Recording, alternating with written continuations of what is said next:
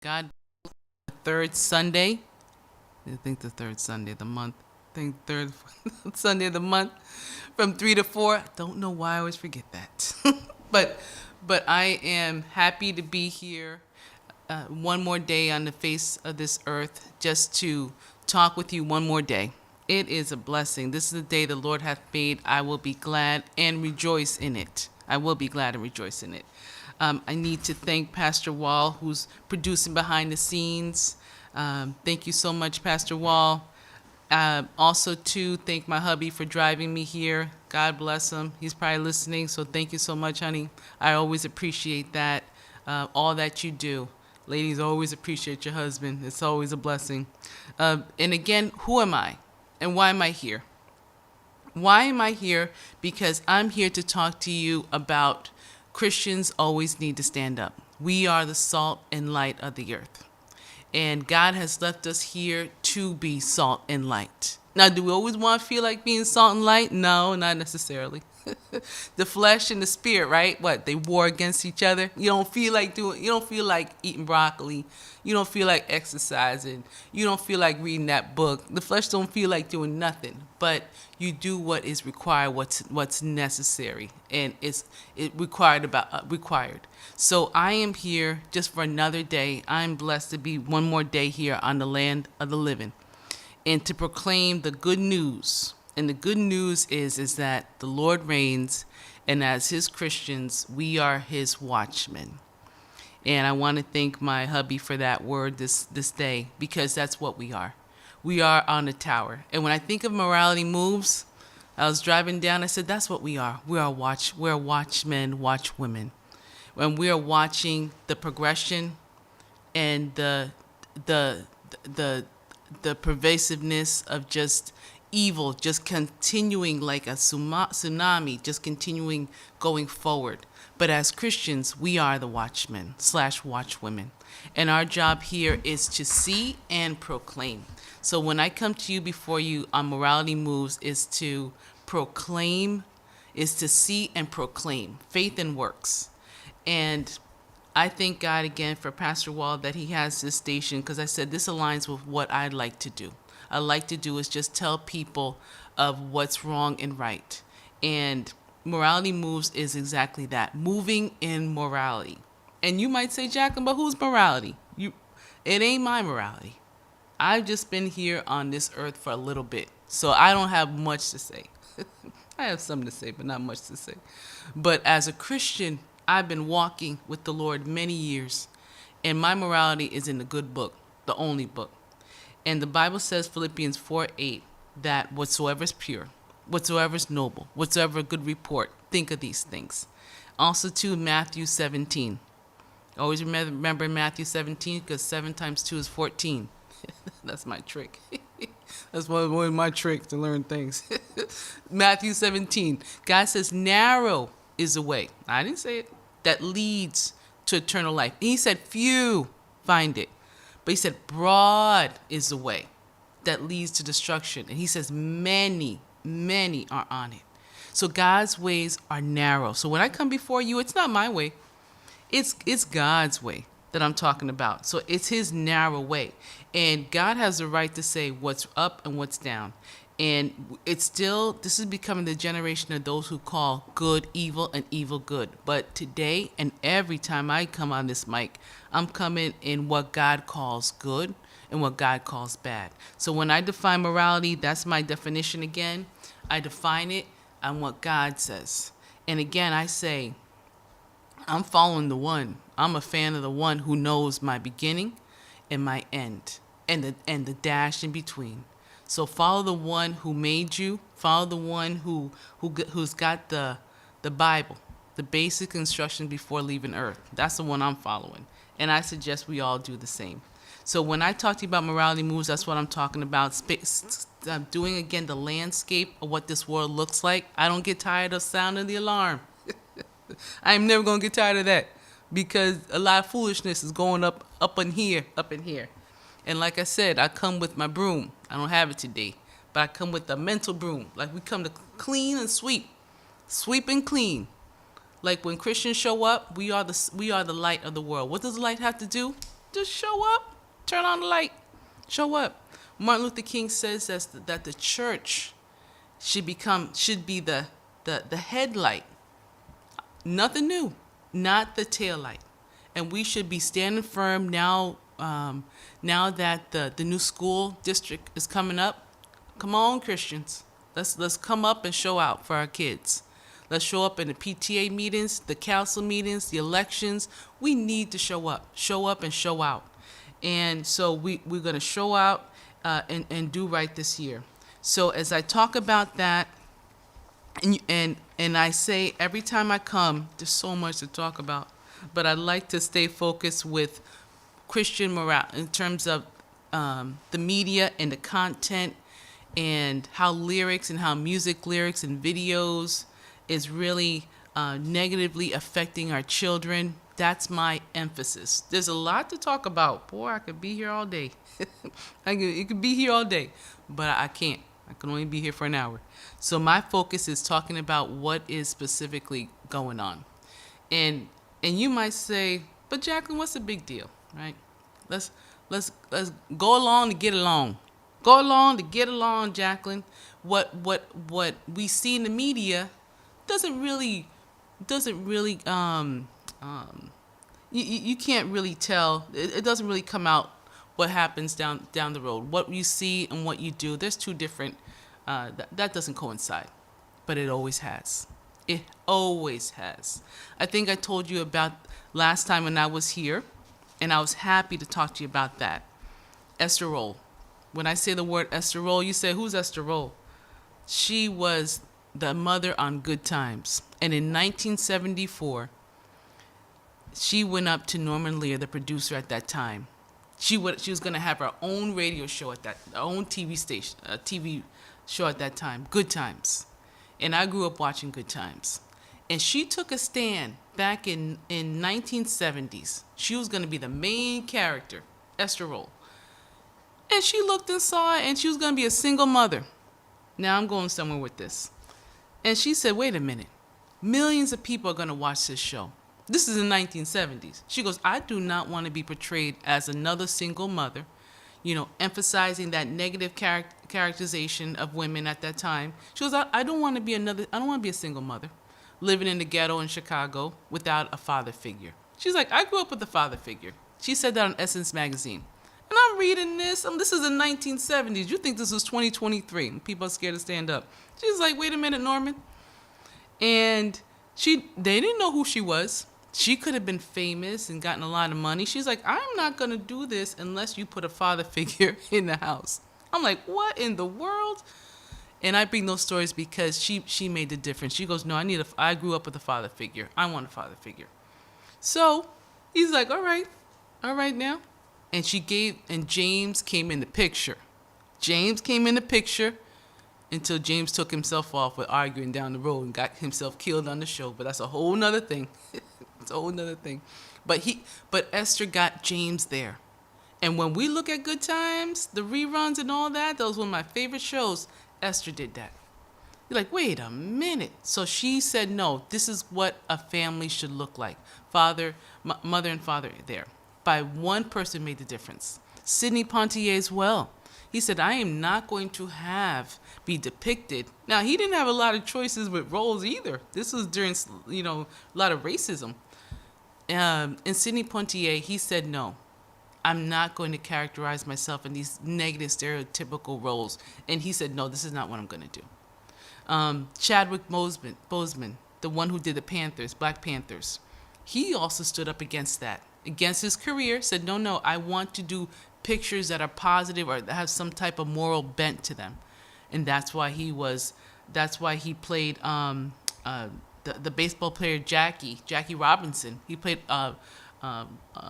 these great figures in time because he took a stand. He was known as that person. So don't ever tell me what we see on TV and what we digest that it's not going to affect us. No, we are body, soul, and spirit. That's why I'm always going to push back on that.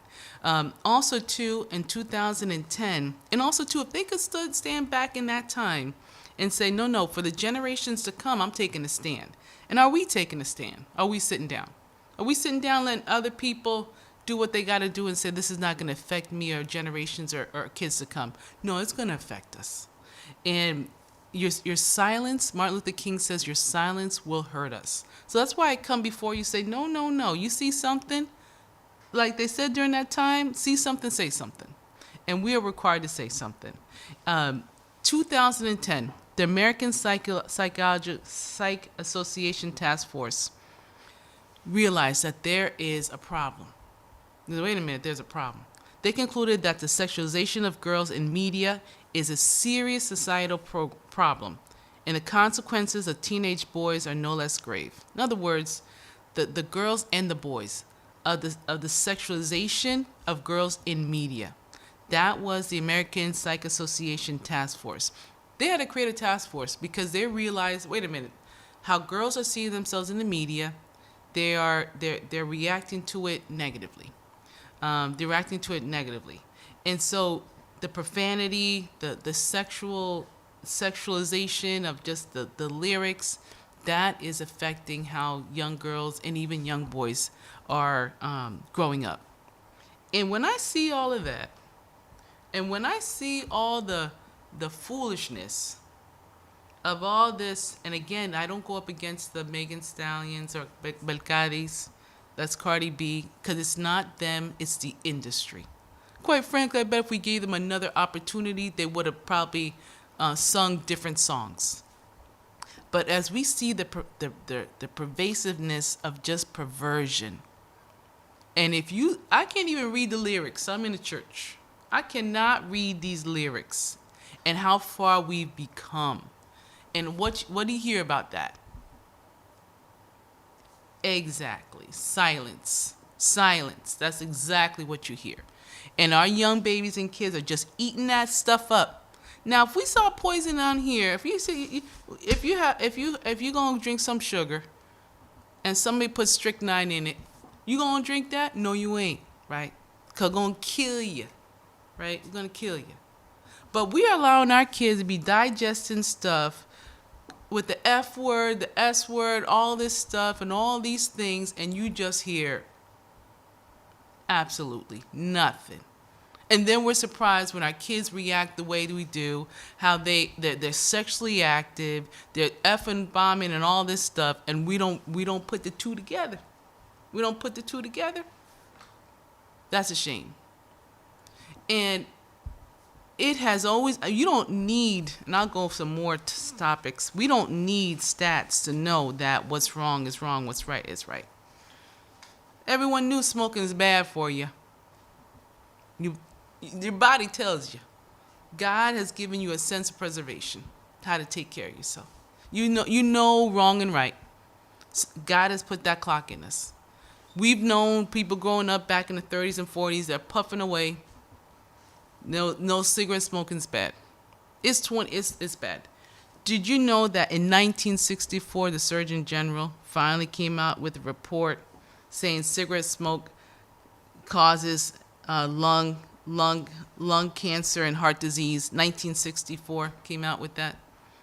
But they had to come out with that because people were just getting sick. But they knew, but they kept pushing it out because it looks cool, it looks fun. At the cause of what? At the cause of death.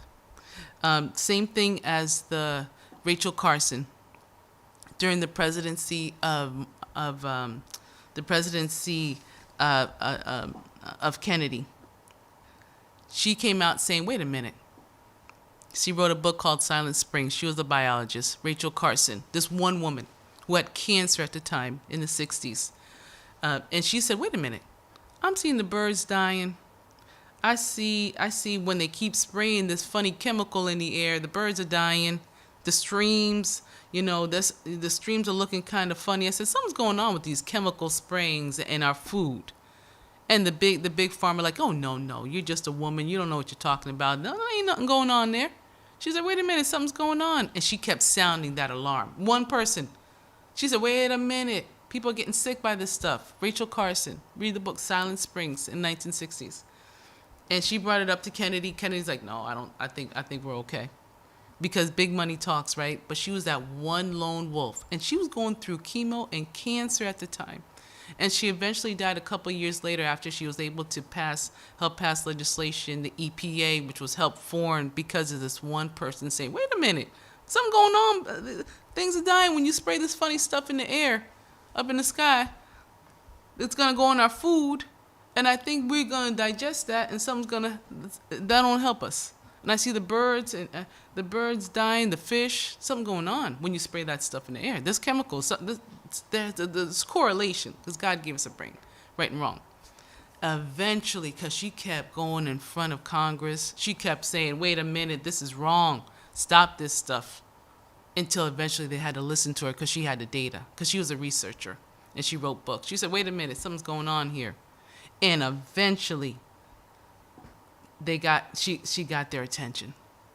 And thank God for Rachel Carson. Thank God for Rachel Carson because of that. So we see things going on nowadays, and we're like the emperor got no clothes on. Oh, no, he ain't got no clothes, but let's pretend that he ain't got no clothes. Oh, okay, right?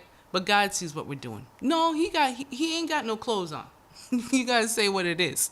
And will you be unpopular for it? Of course. But truth is always unpopular.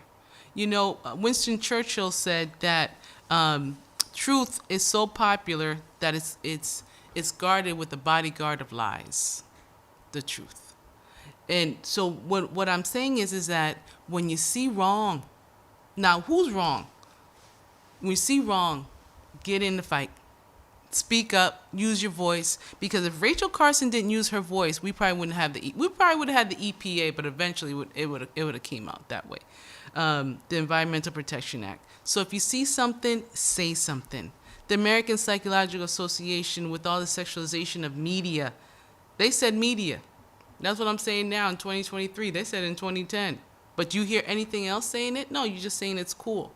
You're saying, no, there's a great correlation between the two. Especially young ladies, young men.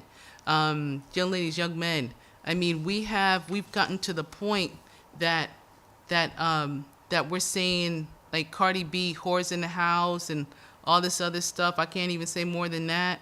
Or we're saying that gender is a social construct, that there's no man or woman. I mean, we are pushing the pendulum to the far, really far away, really far away. And and God's going to hold us accountable in our generation to the young kids that are falling behind us. So that's where we come up and say, nope, this is not going on. Nope, this is what we need to do. And we need to stand up for those who can't stand up for themselves. That's what God calls us to do. And he still calls us to do that. And I'm going to always remind us that the truth and standing up for the truth is never popular. But who says it's supposed to be popular? It's just supposed to be the truth. It's just to be the truth. Christ is very narrow. He says that he is the way, the truth, and the life. No man comes to the Father except for him.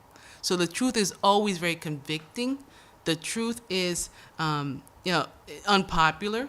But hey, we're not here to be popular.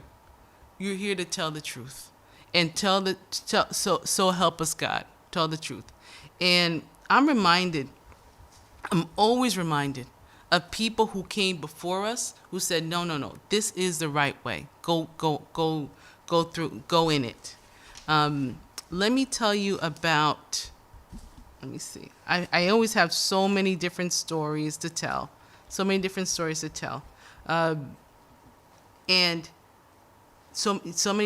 to tell.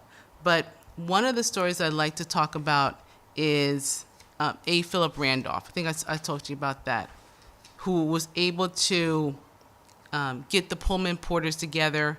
That was during the time of really 1930s, 1920s, get the Pullman porters together and talking about a union of difficult times. They were all called George. It was a very difficult time, and he was able to put them all together. They had difficult working conditions. They had 24-hour jobs. They slept 1 or 2 hours. And it was a very difficult situation. But he was able to get all those Pullman porters together and also unionize against that and say, no, we want certain rights. And because of that one person, A. Philip Randolph, they were able to get certain rights so they wouldn't have those very unjust working conditions. And why do I bring that up is that one person always makes a difference when you have many people behind it and you change generations following.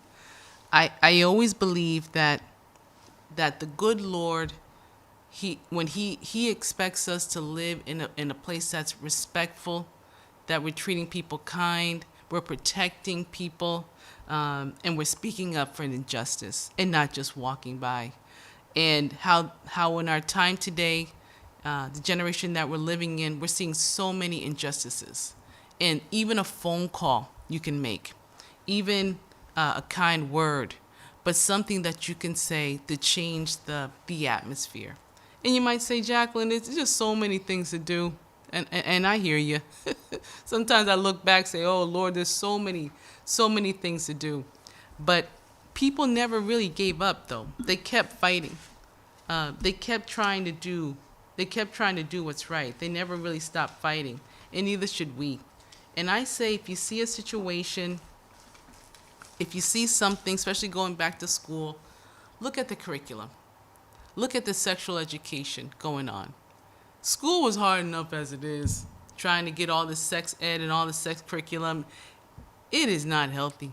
It is not healthy. I do say parents to get out and really find out what's happening with the sex education with the kids, and see what's transpiring now in the school system, to really be at the school meetings, because it takes a village to raise a child. It takes a village. At the council meetings, I used to attend council meetings. I remember they used to have them in the afternoon. I'm like, how in the world people are going to go to these meetings? Sometimes, or sometimes they were really inconvenient. But be there.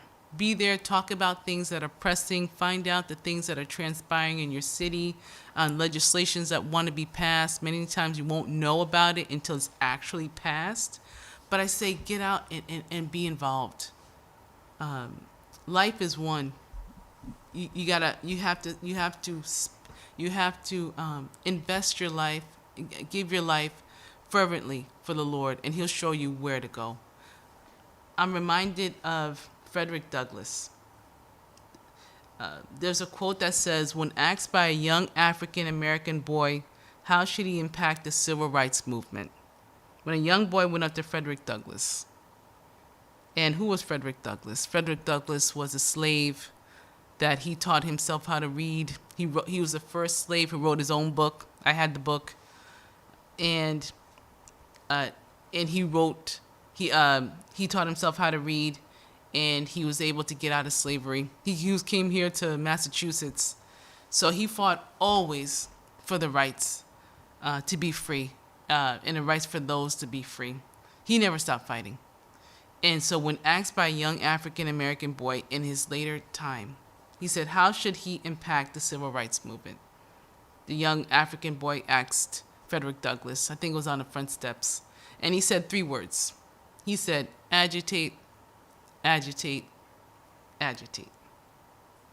Again, Frederick Douglass said 3 words. How can you impact the civil rights movement? He said, agitate, agitate, agitate. And in other words, he said, be persistent, get out there, get out, agitate, make a noise, say this is wrong. Don't be lackadaisical or laid back. This is a fight. Get in the fight. He said agitate. He agitated with his whole life. He knew what it was. He was a slave. He knew what he did. His mother died young. His siblings were gone, sold off. So he was a slave. And he was around the same time as Harriet Tubman. So he said agitate, agitate, agitate. So what are we saying? We got to get out of our comfort zone. We got to go down, do stuff that's uncomfortable. We got to make some noise respectfully. Respectfully. Martin Luther King says you can protest, but protest in love, not unlovingly. He also said, Frederick Douglass also said that every tone regarding slaves that were singing, every tone was a testament. Every song, every tone was a testament against slavery, and a pray to God for deliverance from their chains. Every song, every tone. Now Frederick was in slavery. So Frederick Douglass also said that when the slaves were singing, It wasn't because they're happy. It says every tone was a testimony against slavery and a prayer to God for deliverance from their chains. So they always looked up to God. In every tone, God, he stayed before the slave stayed before God. Lord, I want deliverance. Lord, deliver us and our children. And they kept fighting and believing in God. And what are you agitating for? Are we agitating for a better parking spot? What are we agitating for as we go through our day? Like I said, we know our birthday. We don't know our end date. But what are you doing with the dash? What are you doing with what the most precious thing God has given us is this moment in time and life, and a steward of what God has given us. Yes, be the best worker, be the best father, mother, children. In the middle of what you're doing, help, change, clean up as you go, because we are still the salt and light, and we are affecting those around us. As you can see, if we don't say things, darkness is just going to keep on being dark. And Tony Evans, the great preacher, said, don't expect, of course the darkness is going to fight you. You're in a fight, but you got to get in the fight. You have to expect darkness to come up against you. Or like you're in a football game, they're going to try to tackle you. That's the job. But are you in the game? And when I look and see the pervasiveness of just ladies dressing so provocatively, man, I know it's hard. We ain't wearing no clothes sometimes outside. I'm like, where are the women? Where are the mothers? God has made us beautiful inside and out. But now there's a perversion of just even how women are dressing. That's inappropriate. I used to teach people. I used to be a recruiter. You can't play coming in there for no interview. You ain't playing, right? So ladies, have that same respect as you go outside. Your body is a temple of the living Lord of God. And God gives you one. It ain't all on the outside. It's inside out. Yes, look nice, but women are looking too much outside, right? Too much outside. These crop tops or these tight pants. No, because we're following the fashion. For people who want to be different, we sure want to go with the crowd. We ain't nobody thinking. But where are the mothers, right? How young ladies should act, how young men should act. Because we only get one life. You get one life. And we have a choice on how we present ourselves to the world. And it's important how you look. I'll say it. Because I would tell my sister every time, no, you ain't wearing that, you ain't doing this. No. It's a sense of respectfulness, So that's one of the things. It's very important how you look. It's very important as you be respectful. But the Lord has made us in His image. I kind of digress on that. But it's very important how ladies look, the media, the music. It is just a pervasiveness that is just a lot. And you get these young kids growing up, like what to do, what to choose, where to go. It saddened me when I saw that the Obama girls, God bless them, coming from a Drake party. I would never think they were the Obama young ladies. She had a little halter, little top, belly sticking out. I'm like, that was Malia. I'm like, what happened to the gracefulness of being a woman and the elegance and the beauty of a woman? Now, don't get me wrong. There are beautiful young ladies, but we are pulling towards the culture. We're pulling towards what the world is doing, right? And that's where God says, come on among them. You got to be different. And I always call young ladies and men to be different. And quite frankly, when I was a recruiter at work, you had so many expectations, so many standards. Have those standards for yourself. Have those standards. When you walk in the room, God didn't make no junk. I tell all my nieces and nephews, they are a masterpiece because they're made in the image of the master. And God don't make junk. So don't walk around like you anyhow. You're not anyhow. God don't make junk. So when I see a young lady, young man, I always say, get your head up high. The Lord loves you. Dress like you're royalty, like you're a queen and king. Young men, don't be hanging all. Nope, dress up nice. Remember, I told the young men that. Can you pull up your pants? He said, why? I said, can you don't mind? Can you pull it up? All right. Glad he was nice to me, but no, it's important how you dress and how you behave. It's very important.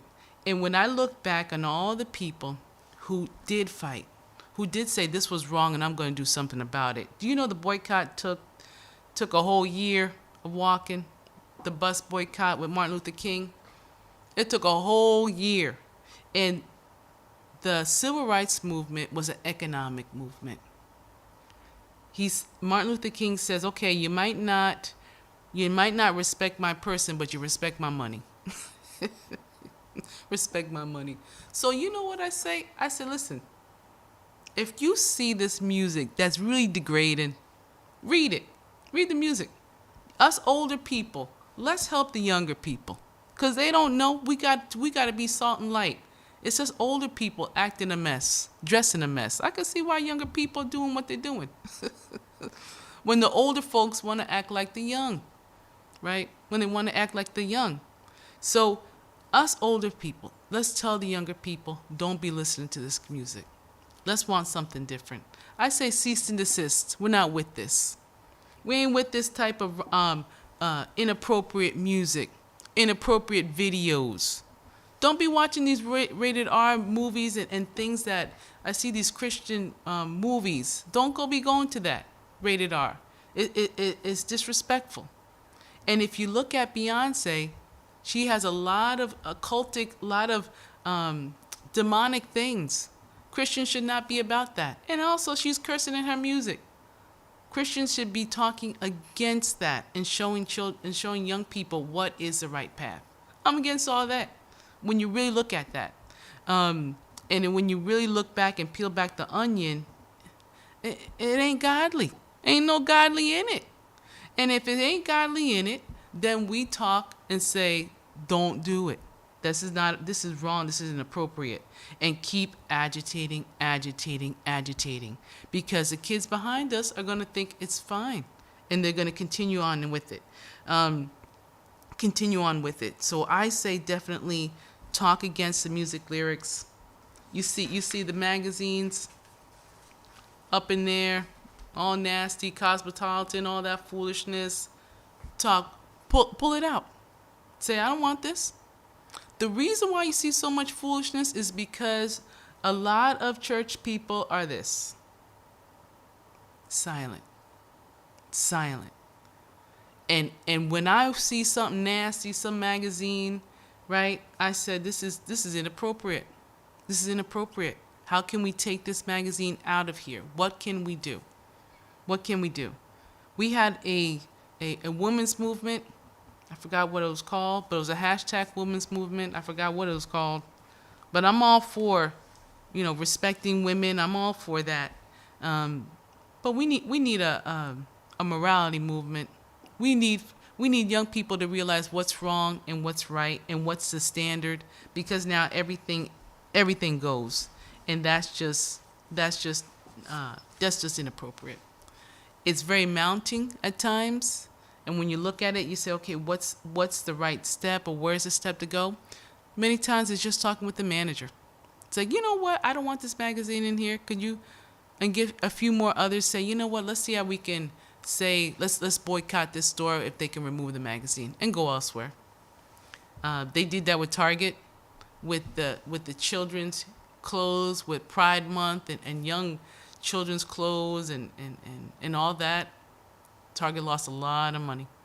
And it's no different from what Martin Luther King did with the civil rights movement. It was also an economics movement as well. So I think that's something that we can do. You see something, say something. Also, too, call the radio stations. Say cease and desist. We're not with this. We ain't with this. One of the most important things is your ear gate, your eye gate. You're not with this. And as Frederick Douglass said to the young boy, agitate. And are we agitating? You might be like, Jacqueline, I ain't got time to agitate. I'm trying to figure out my life, and for those who are trying to figure out their life, I'm with you. I hear you. I hear you. I hear you. Sometimes life can hit you hard, you know, and I've been there. Life can hit you hard, and sometimes you gotta sit on the sidelines and just gotta recoup and say, Lord, help me through. There's times like that. There's times like that. But as you move forward in life, look around. Look around and look at the landscape, and look at how we're leaving this world. It's almost like you're leaving your house. You make sure your house is appropriate. You make sure your house, what God has given you, that you're a good steward of what God has given you. Your car, all the things, your health. Am I a good steward? Are you a good steward in this generation, of the times you're living in now, that God allowed you to live in here? I said, Lord, you could have let me live in any other time. You allowed me to live in this one. Right? Am I a good steward of the generation that I'm living in now? Am I preaching? Am I showing what's right and wrong in this generation? Now you might say to me, Jacqueline, that's the job of the preacher. If you are children, if you're a child of God, it's all our responsibility. That's why the world is in it as it is. And if I remind you, you know the Salvation Army, you know that nonprofit organization, right? Christians started that. God bless that, right? The Red Cross, the word Red Cross, another Christian organization. Hospitals, us Christians been doing this for a long time. Now they're trying to edge us out. But if you hear your history, we were in everything. A lot of these colleges started off as missionary schools until they just edged out God. Keep edging out God. But God never went nowhere. We did. We got too educated for God. But God never went nowhere. Helping different organizations. If you look behind the history, you're gonna find Christians all over there. All over there. Now what happened? Now Christians. Now we should still be here. We should still be out in the culture. We should still be, like Martin Luther King said, that we should still be the thermostat that controls the mores of society. Christians always did that. Now we're called to be silenced. We should never be silenced. We speak the truth in love, but you gotta speak what God gave you a mouth for. Hands and eyes and all of that. Yes, enjoy the fruits of life that God has given us. Yes, enjoy the vacations and time with the family and all those things that God has given us. But clean this generation as you go. If more Christians would have stood up and stood out, there wouldn't be so much hot mess around. Did you know my mom always told me this. It took one person to stop praying in the schools. One atheist person. It stopped. Where were the Christians? Silent. Oh, I can't get involved in politics. But life is politics, right? Silent, right?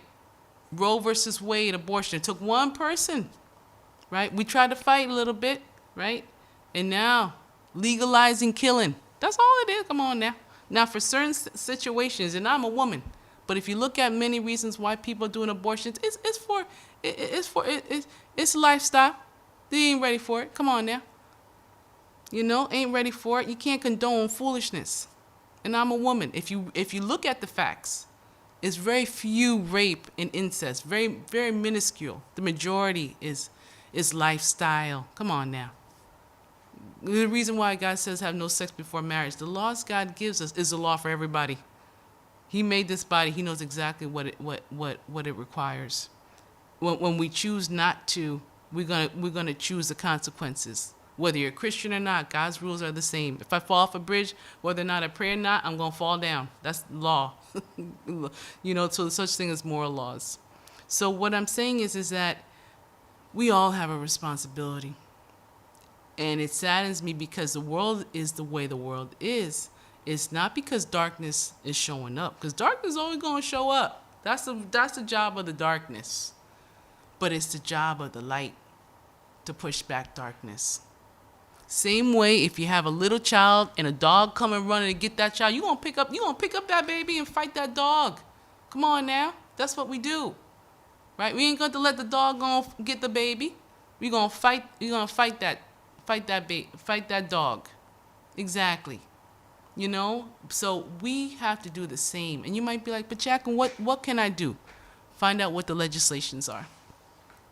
Find out what's transpiring in the school system. It can take one person, like one person going behind, just saying, no, this is wrong. This is wrong. Like I told you, Rachel Carson, she changed history there with the environment. It only takes one person. And God only needs one or two. It's the few. So I say, look and see where God has you. God has me with the music lyrics. I say, call the radio station. Say, cease and desist. We're not with this. We ain't with a culture of just shacking up, a culture of women half naked, grinding and doing some stuff in videos. It's all pornographic. It ain't even soft porn. It's hard porn sometimes. And people just giving awards to that foolishness, and no one talking against it. So we need to talk against that, because your silence is agreeing to it, and we don't want to do stuff like that. So I say definitely get involved. Get involved in the school system. Take the time when you're going to really say, okay, what am I going to do? What am I going to do differently to make a difference? And who knows if God will use you as Esther for such a time as this. For such a time as this. If God has given us all our abilities, our senses, all our gifts, all our talents, what we going to throw back at the end when God says, "Well done, thou good and faithful servant"? That I'm just living for the audience of one. The audience of one. What are we going to tell the Lord? How have we used our gifts? Or how have we used our voice when God going to position us in places, because God is a master chess player. God is a master chess player. He's going to put you in boards. He's going to put you in places to use your voice, to make a difference. Now, what are you going to do? Depends. Now, it's up to us what we do with that time. And I say the school system start with the school system. Even if you might say, Jacqueline, I have no kids. That's okay. That's all right. You know, I don't have any kids either. But I have a lot of nieces and nephews. But just because I don't have any kids doesn't mean it's not my responsibility. So I'm your perfect person. And I'm coming 2 hours from here just to come here today because I must speak. We must do something. Get out of our comfort zones and really, really leave this world better for the kids coming today. And like I said, the dogs are all up on the kids. Look at the school system. How are you going to teach sexuality to third graders? Do you know they want to push that stuff to kindergartners, to preschoolers, talking about sexuality? And I'm going to talk to you a little bit about that. We can't even get our A's and our B's in math and stuff when you want to talk about how many binaries and how you can be a boy today, a girl tomorrow. This is happening today on our watch, everybody. When I can't even spell Massachusetts. When you're younger, who can spell that? But this is what's happening on our watch today. And we respectfully in love have to disagree and say, let's just leave that for the parents. But nowadays, it's no longer agreeing and disagreeing respectfully. It's a totality takeover. It's my way or the highway. We're no longer becoming tolerant. Us Christians are becoming the ones who are, when we have an opposing view, respectfully, a biblical view, we're the ones looked at now as we are the crazy people. Well, we follow the Lord. We follow the Lord's standard. And God made them male and female. And now one of the things that I think Miss Linda Thayer, who came up, and this is one of the things that we need to do, is definitely log on to Mass Family Institute, because they need a petition to the Department of Early Secondary Education, talking about a petition to stop the onslaught of this sexualized curriculum for kids that they want to mandate for the whole Massachusetts. That's what Ms. Thayer was talking about. And we respectfully, in love, disagree with the notion of trying to talk about sexuality early with kids. But it's gone to the point that it's not only that. It's gone to the point that it is more like indoctrination. It's usurping the roles of the parents and saying this is what we want to teach your children without you having the opportunity to opt out anymore. And it's become so that you're going to ask third graders, I think I have that here. And this is something that we need to do as Christians. And this is what I mean. School is hard enough without learning about all this sexualized information. But under the Comprehensive Health Care Act, they're trying to do a new framework for the whole Massachusetts. And again, last time I checked, we're still a democracy. We still have the right to respectfully say we don't want this or we don't want that. But under this new framework, if passed, kindergartners will learn about their genitalia. Kindergartners. Man, you don't even know your colors. And it's the parents who decide when they have that conversation. Third graders under this act, if it's passed, will discuss that they may not be the right gender when they're born. Third graders. What are we talking about? 7, 8 years old? Still in imagination, you know? I mean, I was a tomboy growing up with my brothers, up in trees and stuff. You know, I mean, it's sad. Third graders will discuss they may not be the gender that they were born. This is under this new framework. They can talk about the different genders. Maybe you're not a boy, maybe you're not a girl. And also sixth graders will learn how to get birth control. Sixth graders. This is like 11 years old, 11, 12.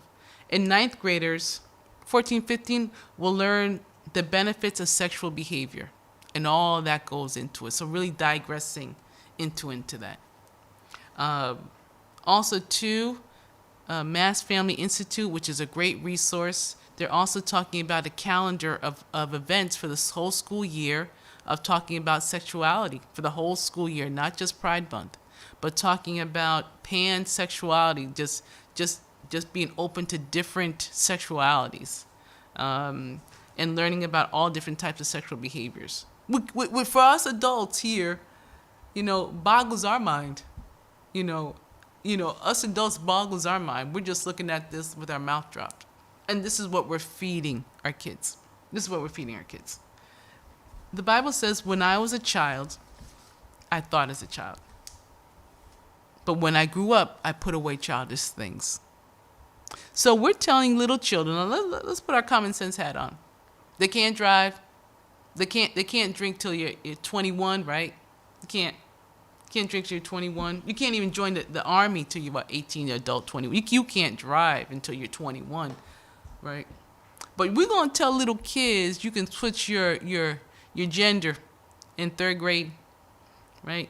You're going to say you have the right to say how many sexualities you can have without affecting them or confusing them, and then you're going to put a test grade in front of them. These are the dogs coming up on the kids. And us adults have to come up and take the dogs off. That's foolishness. I'll say it. That's straight up foolishness. And this is indoctrination. And they want to start in some states in preschool, even talking about genitalia and all those things. And this is also too without parental consent.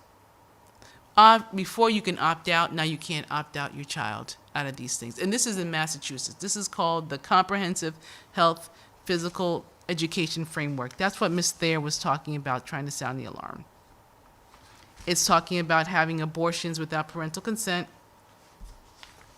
abortion without having parental consent, and how to access abortion, how to access birth control as young as 11 without parents really knowing. What this is saying is taking the rights of parents away from the parents and putting it in the state. And then the consequences will be the parents. And the emotional heartache will be the parents. And the money and the long-term effects of all this foolishness will be the parents.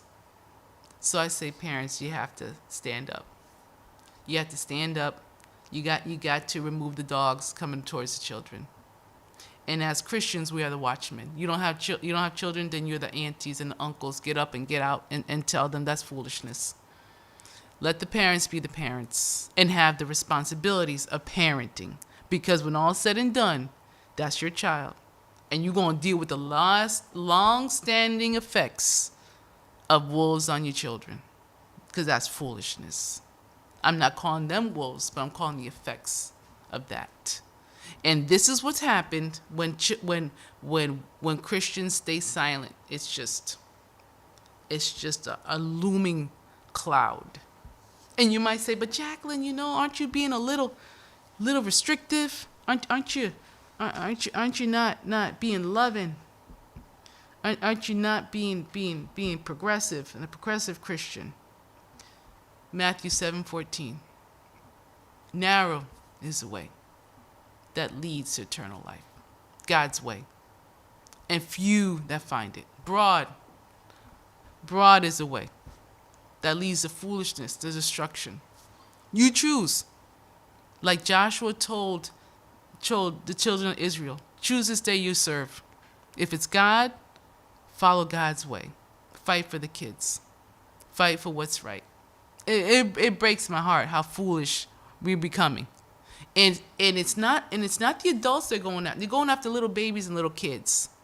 And then they're going to say, parents, you don't have the right to that. And then it's going to come like Christian parents, your ideology is wrong. You say respectfully, no, I disagree. And you say why? And I say that one or two people can make a difference. I take sexuality out of the classroom. That's to the parents. With enough media and stuff, kids will figure it out. We did okay as we grew up, but now the kids, this is on the agenda. This is the curriculum. This is the lifestyle.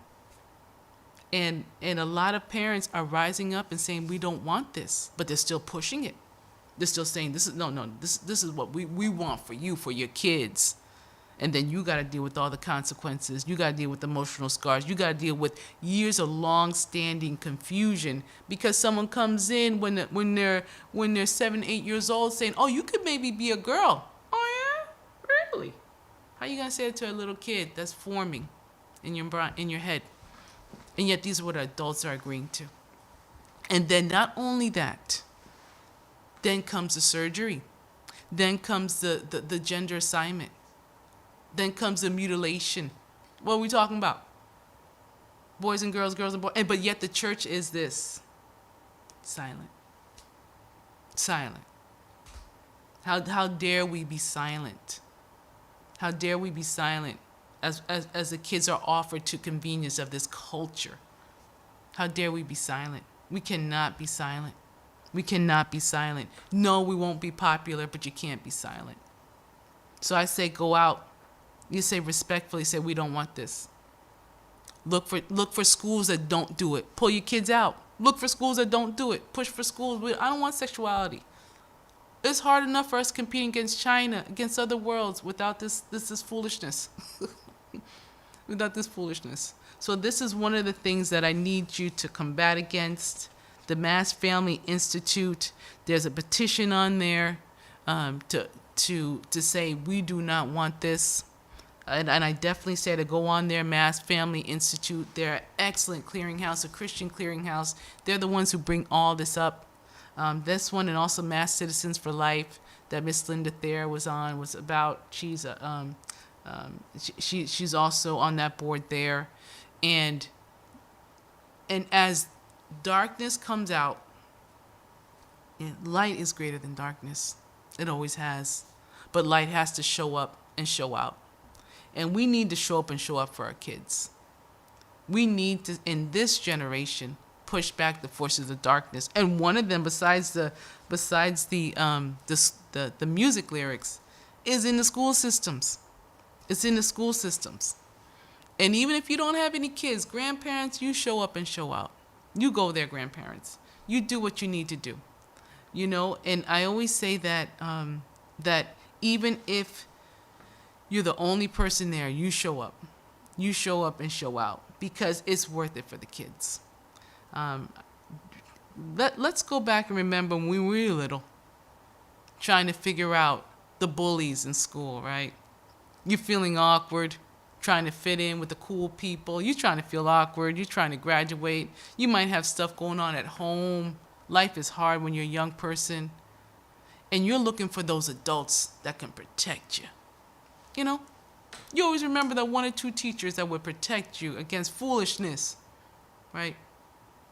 But what's happening here? This has become institutionalized foolishness coming up. Teaching 8th graders, 3rd graders, you can discuss what gender, that they're born maybe at the wrong gender. What kind of foolishness? 6th graders behind your parents' back, how to get birth control, and all that goes into that. Trying to do right. And so this is the time that Christians